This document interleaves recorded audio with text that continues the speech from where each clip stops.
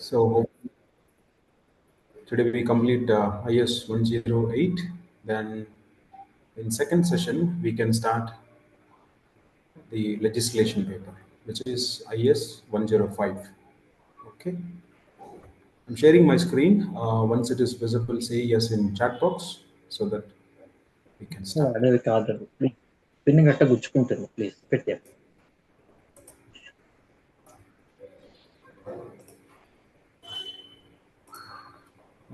Just an intimation tomorrow. Tonight I'm traveling actually, so tomorrow I'm not available in the morning. So I request everybody to join class in second half, which means same time tomorrow evening. Tomorrow there is no morning class.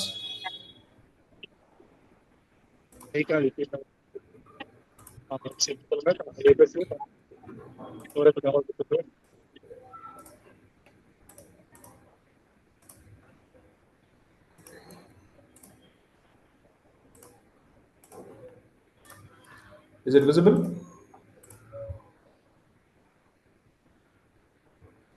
Okay. If I'm not wrong, in last class we stopped at demolition. Correct? Anybody remember? I have a short-term memory loss. I'm sorry. Anybody remember last time till which slide we discussed? As per my knowledge, I think demolition we had to discuss. Is it true?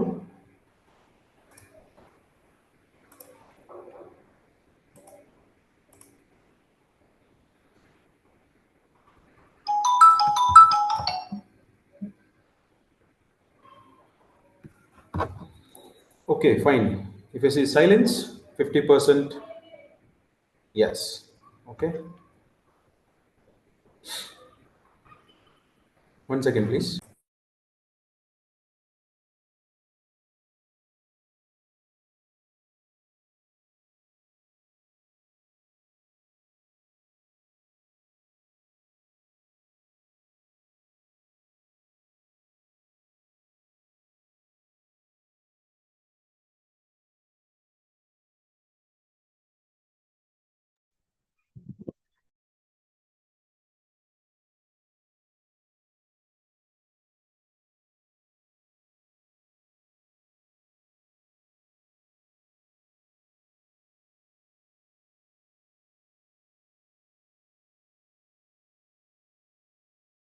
Okay. So how many of you know about demolition? What is meant by demolition? Demolition ante enti? Damaging something? Collapsing something? What does it mean by demolition?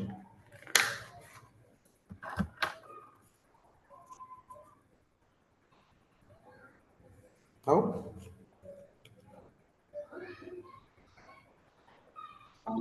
Sir, it can be defined as the dismantling or breaking of some structures. Yes.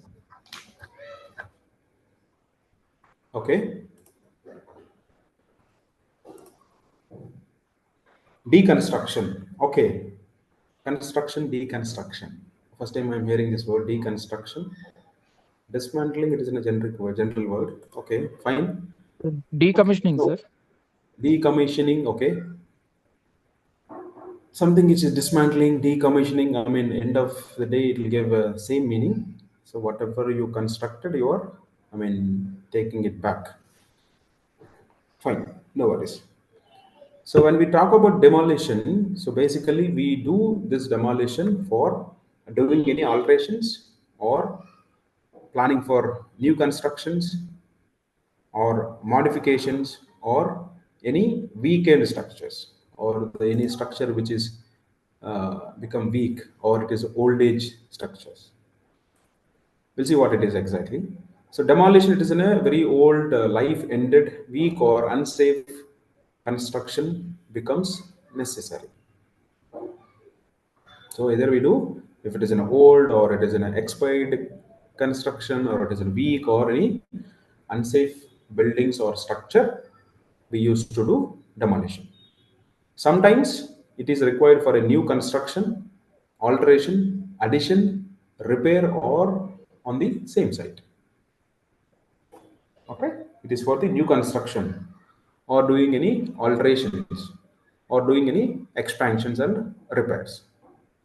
The high risk is involved due to a flying of materials, working at height on the construction being broken, use of heavy hand tools and heavy blows and vibration or sudden collapse. Not only the workers but also public passing by have also to be protected. So what will happen? The high risk of falling or flying materials and working at height or on a structure being broken. If you do a manual demolition by using the people energy, so what will happen? There might be a chance of people fall from height. Okay, that is also one of the risk. It is not about only the people who involved in the activity. It is also the people or the public, the vicinity where you are doing the demolition. So, for example, you are using detonators, you are using any bombs or explosive material for the demolition. What will happen? There might be a chance, if you are not protected well, the fragments will throw away due to the impact of explosive material. So we have to protect public as well. That's why you see any demolition happens. So they used to have a caution signages, or they used to inform early. They used to block the roads, and also the construction sites are protected with the sheets, a 20 feet sheet, metallic sheets. They used to protect or barricade the site to avoid the unauthorized entry. So for this, we need to have proper planning, permit procedures, and also sequence of work, training of the workers, and also safety supervision by the competent person are some of the basic requirements. We should have a planning, how we have to execute this demolition, and also we should take the permit, nothing but work permit system we have to follow, and also we should also know the sequence of activities and the people are involved. They should be trained. Whoever involved, they must be trained on the activity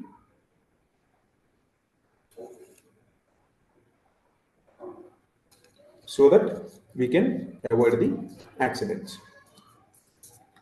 Then precautions prior to the demolition. Okay, demolition itself, it is in a risky activity. So what are the precautions supposed to be considered? So a definite demolition procedure should be worked after studying the entire structure and carrying out a survey on its drawings. So definitely we have to do a survey on the total building. What are the weak portions or load bearing members? Then we have to define a procedure. And also we have to do a survey on the drawings, load bearing members, and also the type of foundations as well as walls. Okay.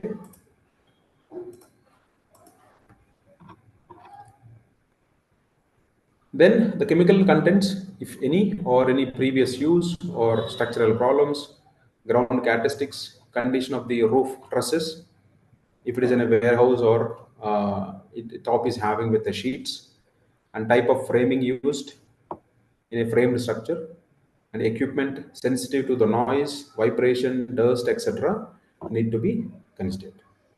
And also radioactivity or utility or any service lines, gas and power joints, joined with an effect of adjoining buildings. Adjacent buildings also, there might be a sharing walls, or if you are doing this demolition, there might be an impact of sharing foundations will be there. There might be a chance of impact of the adjacent buildings which are connected to the the building which you are planning for demolition. And also the climatic conditions need to be checked. So how we can understand? Here we need a structural engineer advice need to be taken to do all these activities. Okay.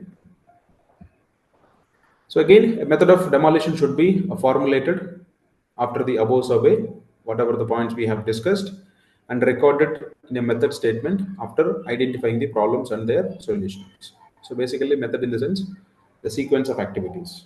And also, we have to define roles and responsibilities. What we are going to do, what is the sequence of steps. Then there you will identify the issues. For example, doing JSA, job safety analysis for this demolition. So we have to bring the explosives, we have to identify the load bearing members where we have to arrange, and what will be the impact, estimated impact, how much clearance we need to have from the site. All these things we have to consider. Okay. Then all electric, gas, water, and other service lines should be shut off or safely protected against the damage. And the plant or building should be isolated from all other plants or buildings. So the utility connections, gas, pipeline, water, and electric, or any telephonic wires or any fiber cables which are connected, all those has to be disconnected. In case of any buildings which are having shade foundations, those has to be disconnected prior to the demolition. Okay. For the protection of the public, all the roads and also open area surroundings, the work that is danger or safe zone should be fenced off. Also fencing height at least 2 meters, and also caution boards and danger signage should be displayed in the local language, which is Hindi or English, or at prominent places. The most of the people can read and understood. Accordingly, we have to place the signages as well as the caution boards. Then unauthorized entry into shall be effectively controlled. If a swimming ball is used for the demolition, a width of safety zone should be 1.5 times height of the structure. When I say swinging ball, this is kind of swinging ball, demolition by balling. So if it is using a balling, at least 1.5 meters, so 1.5 times of height of the structure. And a clamshell bucket or any to be used for demolition or safety zone of 8 meters from the line of travel, and also bucket should be maintained. It is nothing but it used to cut the structure members. So there we need not have a major safety zone or large safety zone. Now we'll see what are the precautions to be considered. So as we discussed, we have to have a trained personnel so that we can avoid the accidents as much as possible. If you are hiring any new team members, there might be a high chance of accidents, hence they are not familiar with the do's and don'ts and what they have to perform.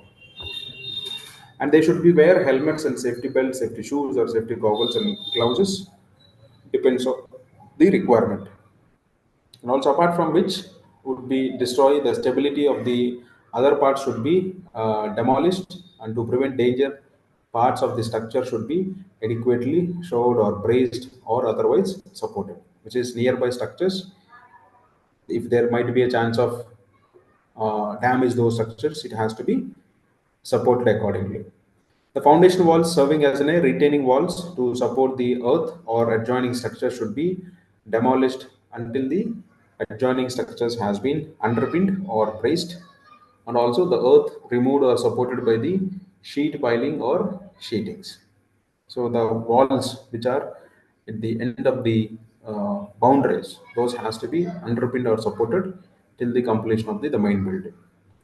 Where deliberate controlling or collapse technique is used, expert engineering advice should be obtained. Deliberate controlled collapse, so there it is nothing but we use explosive materials to demolish the structure. It should be used only where the enough surrounding space is available in withdraw a man and also equipment at a safe distances. So here we need to maintain the safe distances. There, the people who come for the demolition, they will explain, depends on the type and also the amount of explosive materials they are using. Accordingly, they will suggest us the safe distance while doing this demolition. And the structure not carrying its design load may be pre-weakened before a deliberate collapse, but in such cases, a pre-weakening should be carefully planned and also the dead load should be reduced systematically. So in the sense, the structure it got weakened. So the structure itself it is not able to bear the load, so we need to have the pre-weakening, so remove or taking out the dead loads on the structure, we have to reduce the load on the structure systematically, or I mean in a proper manner. When the equipment such as power shovels or bulldozers are used for demolition, a type of building, its dimensions and also power of equipment should be considered. If you're doing any vehicles, bulldozers or any JCBs or for that, so based on the type of the construction and also the dimension of the buildings also need to be considered before choosing of these equipments. And where the explosives are used to demolish the key members, the blast protection also safe distances should be agreed in advance, and the work should be carried out by experienced personnel in a controlled manner. So here, if you're using explosives, there we should mark the safe distances. Okay, and also the work should be carried out by the experienced personnel on a controlled manner. Somebody should be monitoring the activity. Okay, this is one example for manual and one is mechanical balling.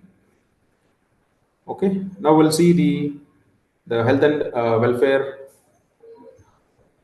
facilities for the construction workers.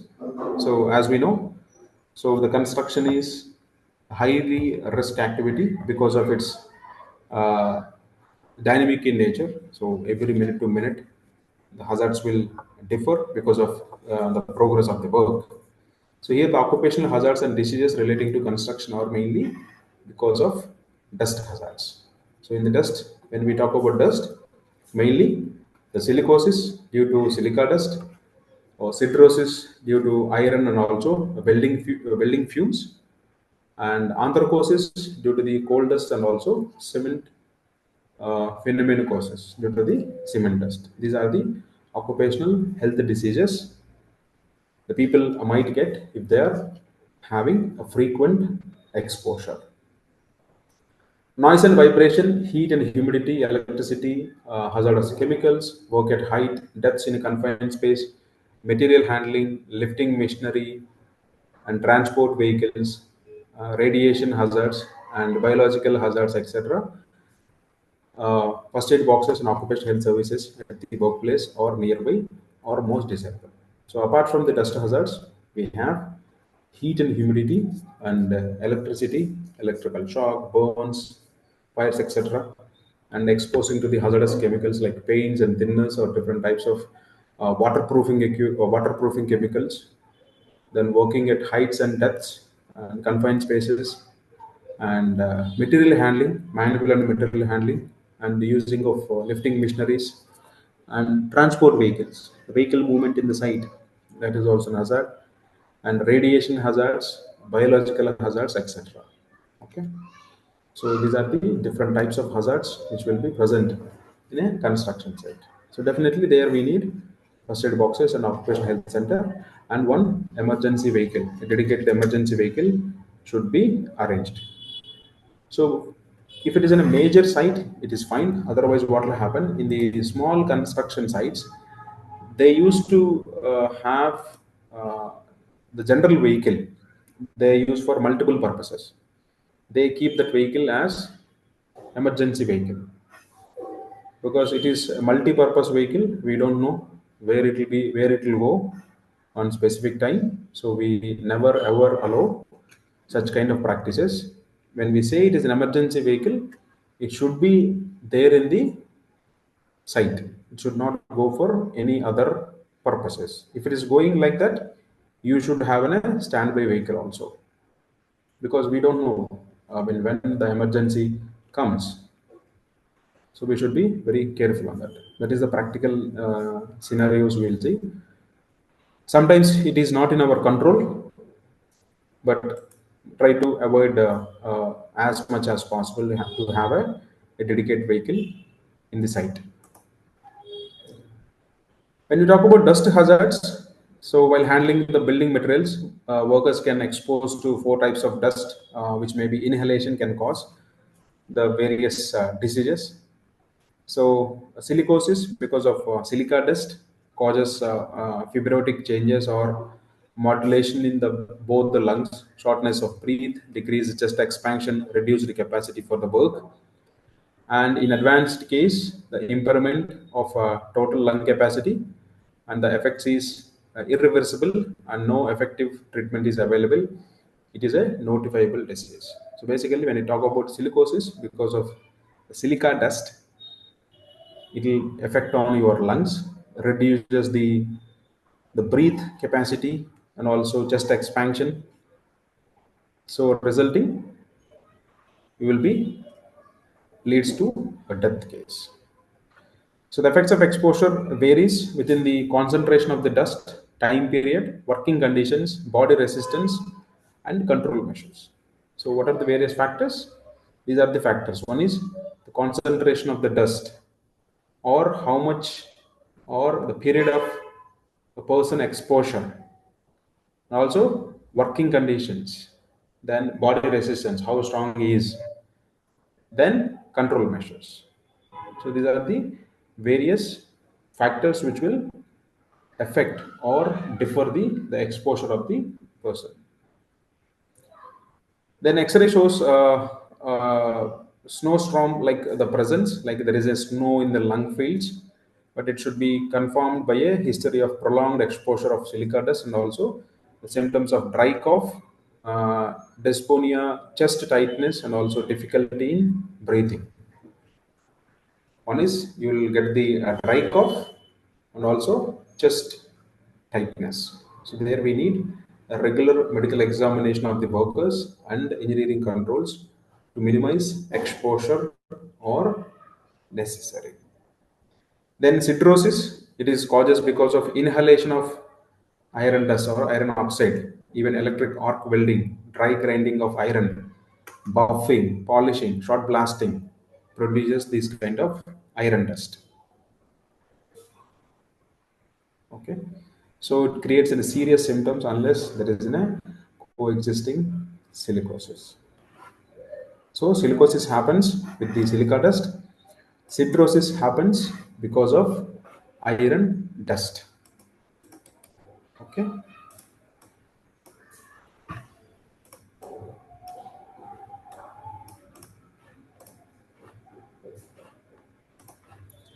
Then anthroposis, it is happens with the coal workers.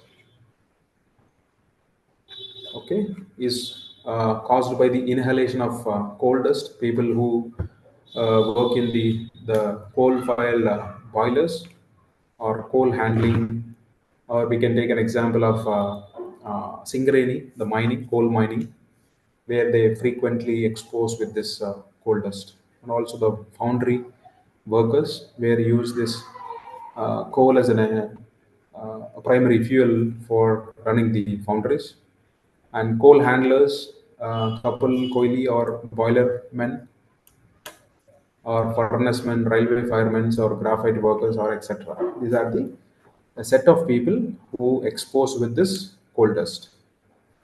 So the first phase of this coal dust will be requires about 12 years of work. It causes a little ventilatory impairment, but the second phase causes a progressive massive fibrosis, resulting severe respiratory disability and tending to death.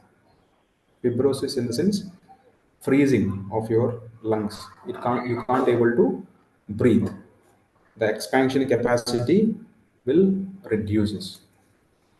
So for this, what we can do? So early diagnosis, a change in occupation offers a best hope. Another treatment like chromotherapy should be as per the doctor's advice. It depends on we can do it.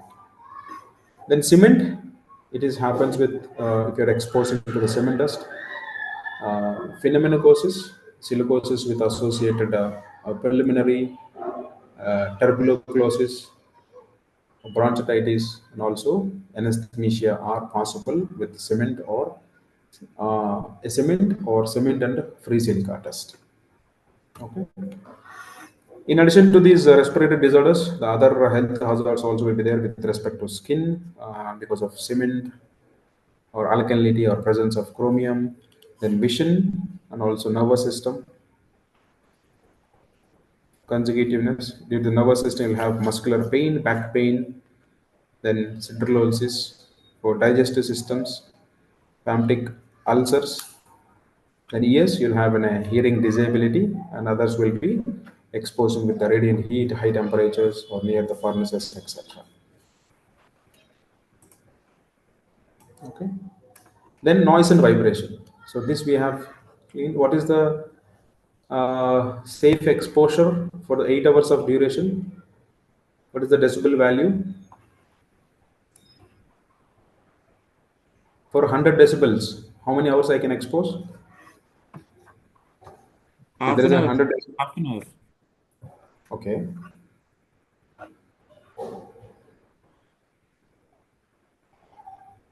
Are we sure? If it is 90, 94 मतलब every 5 decibels के लिए years of hours of working will be half, sir. for 90, 8 hours, 95, 4 hours, 100, 2 hours, 100, 2 hours. Okay, okay. 105, 1 hour, 115, half an hour, 105, 110, half an hour, 115, 15 minutes. Okay, yeah, good. So, what are the different sources of noises?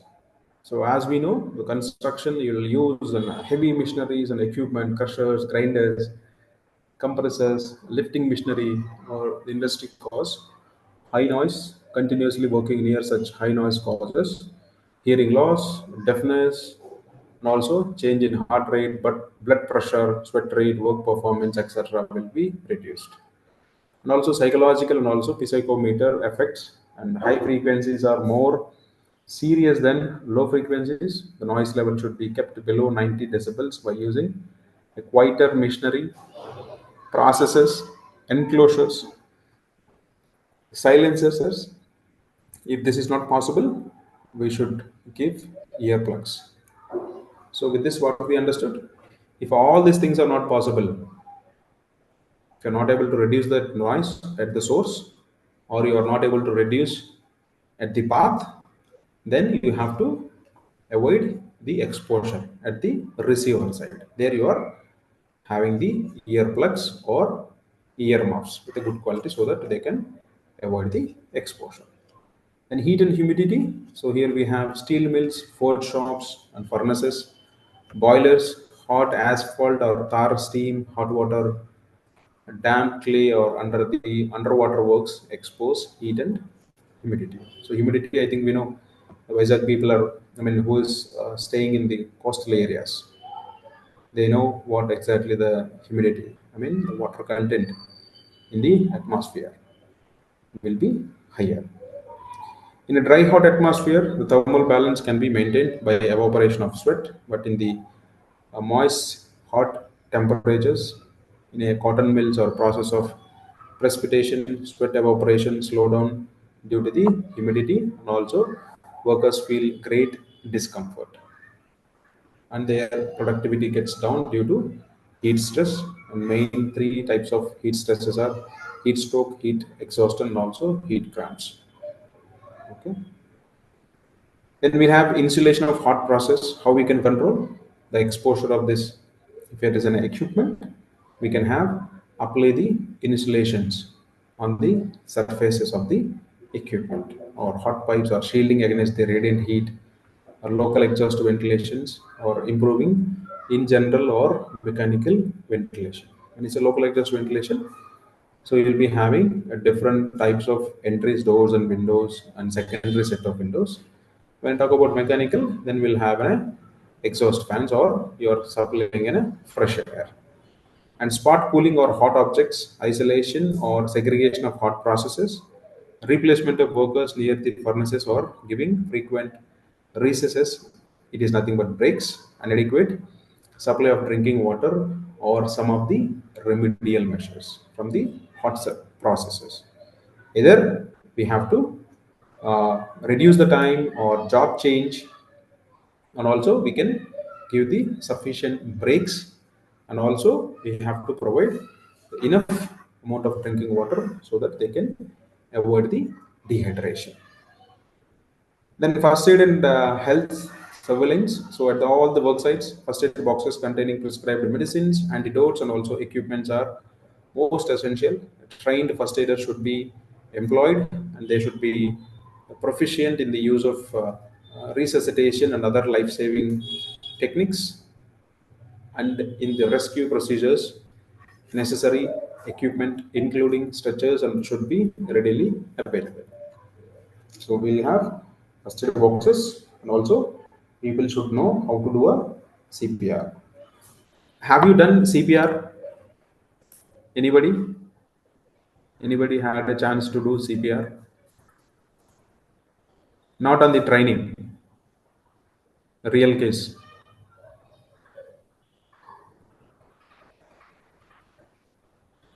What is mean by CPR? Any idea? Cardiopulmonary resuscitation. Okay, very good. Thanks, Karmula. Cardiopulmonary resuscitation. What we do in CPR? We give 30 compressions and 2 breathing. It's a 30:2 ratio. In 1 minute, we have to do 30 compressions. That means for every 2 seconds, 1 compression. Then we do 2 air blows. Yeah. Okay. So a person is in conscious stage. Can we do CPR? No, sir. We have to first check doctor cap, that is circulation, airway, and breathing. Then we have to We have decide. to check the ABC. Then we do a CPR. So basically, only unconscious persons, only unconscious for unconscious First, you have to people. check breathing and pulse rate, sir. Pulse. That is okay. Even sometimes the pulse will be there, but he is unconscious. Then you will not do.